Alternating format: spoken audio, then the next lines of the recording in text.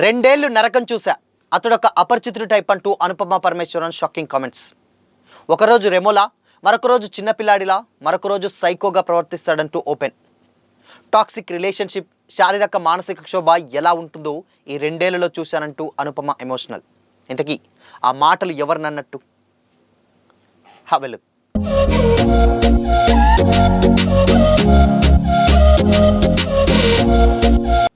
Hi, hello, welcome to Disha TV. Malayala beauty Anupama Parameswaran ఈ మధ్యకాలంలో social మీడియాలో పెడుతున్నటువంటి పోస్టులు నెట్టింట చర్చనీయాంశంగా మారాయి.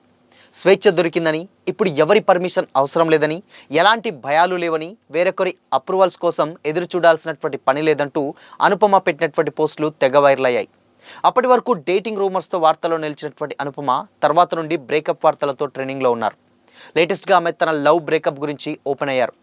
అనుపమ పరమేశ్వరన్ ఓ ఇంటర్వ్యూలో లేటెస్ట్గా తన సోషల్ మీడియా పోస్టులపై స్పందించారు. వాటి వెనుకున్నటువంటి అసలు విషయాన్ని క్లారిటీ ఇచ్చారు. నా పోస్టులపై రెండు రకాలుగా మాట్లాడుకునేటువంటి జనాలున్నారు. ఆ అమ్మాయి కోలుకుంటుంది, అది గొప్ప విషయం, ఫైనల్గా ఆమె జీవితంలో ప్రశాంతత దొరికిందంటూ సంతోషమని కొందరు అనుకుంటున్నారు. మరికొందరు మాత్రం అసంబద్ధమైనటువంటి కామెంట్స్ చేస్తున్నారు. ఆమె జీవితంలో ఏదో తప్పు జరిగింది, అందుకే కొన్ని ఫోటోలు వీడియోలు షేర్ చేసి క్యాప్షన్ పెట్టిందని వాళ్ళు అనుకుంటున్నారు. కానీ ఆ పోస్ట్ రాత్రికి రాత్రే వచ్చింది కాదు. ఆ పోస్ట్ వెనక చాలా విషయాలున్నాయి. కానీ దాని వెనక నా రెండేళ్ల బాధ ఉంది, రెండేళ్ల శారీరక మానసిక క్షోభ ఉంది. నేనేదో ర్యాండమ్గా కొన్ని ఫోటోలు పోస్ట్ చేయాలని అనుకోలేదు. నేను గత కొంతకాలంగా సోషల్ మీడియాకి దూరంగా ఉన్నాను. దానికి కారణం నేను కోలుకొని రెడీగా ఉన్నానని అనుకున్నప్పుడే ఏదైనా పోస్ట్ చేయాలని అనుకున్నాను. తన జీవితం గురించి ఎంతో ఆలోచించి కోలుకోవడానికి టైం తీసుకొని ఆ తర్వాత ముఖ్యమైనటువంటి విషయం గురించి నోరు విప్పినటువంటి ఒక అమ్మాయి జర్నీ ఇది అని అనుపమ అన్నారు. తాను రిలేషన్షిప్లో ఉన్నటువంటి వ్యక్తి నుంచి రెండేళ్ల పాటు తీవ్రమైనటువంటి వేధింపులు ఎదుర్కొన్నానని, మానసిక క్షోభను అనుభవించానని అనుపమ పరమేశ్వరన్ చెప్పారు. నేను 2 సంవత్సరాలుగా నార్సిసిస్టిక్ వేధింపులకు గురయ్యాను. నార్సిసిస్టిజానికి లింగభేదం లేదు. నార్సిసిస్టిక్ అబ్యూజ్ అనేటువంటి పరిస్థితిని ఎదుర్కొంటూ ఇంకా దాన్ని గుర్తించని వారి గురించి నేను మాట్లాడాలనుకుంటున్నాను. For people who don't know about narcissistic abuse, imagine having Onion in your life. Like one day he's Remo.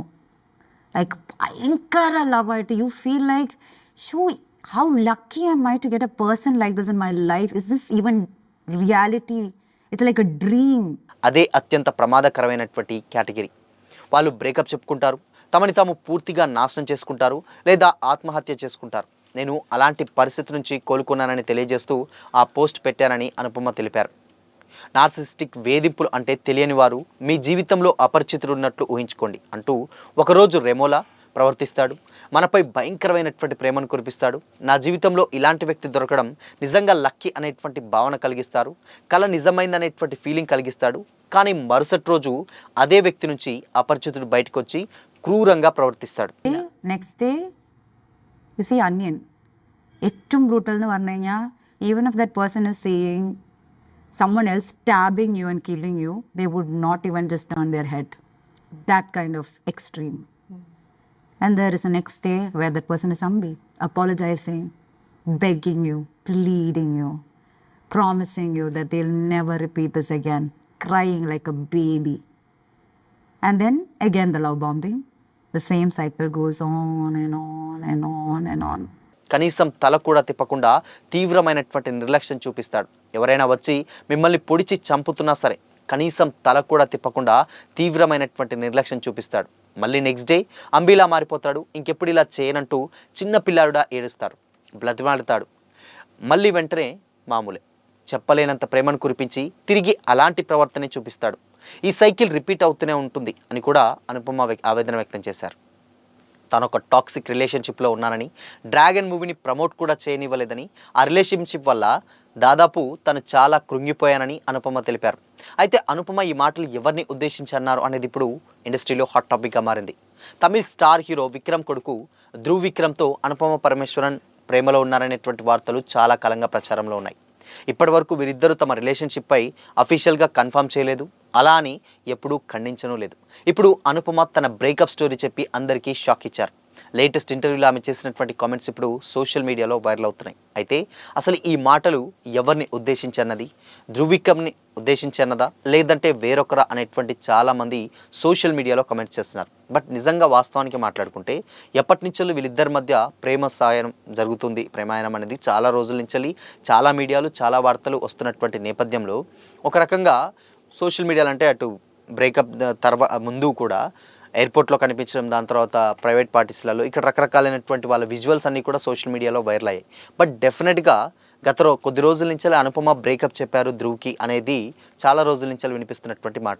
So ఈ మాటలన్నీ కూడా అనుపమ చెప్పేటప్పుడు తన పేరు ప్రస్తావించకపోయినప్పటికీ కూడా డెఫినెట్గా ఇది ధ్రువ్ విక్రమ్ని ఉద్దేశించే అంటున్నట్టు కూడా చాలామంది సోషల్ మీడియాలో కామెంట్స్ చేస్తున్నారు. లేదంటే ఇప్పటి వరకు ఉన్నటువంటి గతంలో అసలు అనుపమకు రిలేషన్షిప్ పై పెద్దగా నమ్మకం లేదు. ధ్రువ్ వచ్చిన తర్వాతనే అవి లవ్లో పడిపోయింది. దాని తర్వాత అలానే అది కంటిన్యూ అయింది. బట్ దాని తర్వాత ఈ ప్రవర్తనలన్నీ కూడా ధ్రువ్ని ఉద్దేశించి చెప్పినవే అంటూ కూడా మరికొందరు కామెంట్ చేస్తున్నారు. మరికొందరు మాత్రం పేరు చెప్పనప్పుడు ఎందుకు అలా బ్లేమ్ చేయడం ఒక వ్యక్తిని అంటూ కూడా అటు విక్రమ్ ఫ్యాన్స్ ఎవరైతే ఉన్నారో వాళ్ళు కూడా కామెంట్ చేస్తున్నారు. బట్ ఏదేమైనప్పటికీ కూడా వీళ్ళ మధ్య ఉన్నటువంటి రిలేషన్షిప్ని ఎప్పుడు అఫీషియల్గా కన్ఫర్మ్ చేయలేదు, అలానే ఎప్పుడు ఖండించలేదు. సో కాబట్టి డెఫినెట్గా ఈ మాటలు ధ్రువ్ని ఉద్దేశించి అన్నటువంటి కోణంలో కూడా చాలామంది అయితే ఆలోచిస్తున్నారు. బట్ ఏదేమైనప్పటికీ కూడా తన బ్రేకప్ స్టోరీని చాలా రోజుల తర్వాత అంటే దాదాపు ఒక 2 ఏళ్ల తర్వాత ఆ బాధని అణుచుకుంటూ చాలా రోజులు నేను సఫర్ అయ్యాను, మానసికంగా ఇబ్బంది పడ్డాను. దాని తర్వాత మెల్లిమెల్లిగా